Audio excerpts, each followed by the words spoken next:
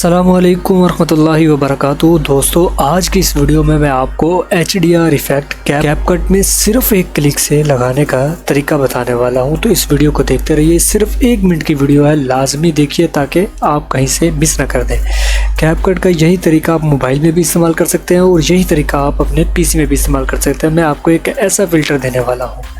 तो आपने अपने आ जाना है कैपकट में और अपना जो मीडिया जिसके ऊपर आपने इफ़ेक्ट लगाना है उसे आपने इंपोर्ट कर लेना है। इंपोर्ट करने के बाद आपने इफ़ेक्ट्स वाले पैनल में जाना है और वहाँ से जो स्मार्ट एंड शार्पन वाला है ना फ़िल्टर, उसे आपने ड्रैग एंड ड्रॉप कर देना है। जैसे ही आप ड्रैग एंड ड्रॉप करेंगे और छोड़ेंगे तो देखेंगे आप क्या होता है।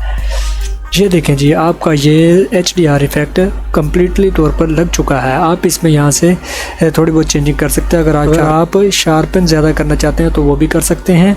ये देखें जी, ये कम भी कर सकते हैं, आप ब्लरी कर सकते हैं फेस, उसके बाद शार्पन ज़्यादा भी कर सकते हैं।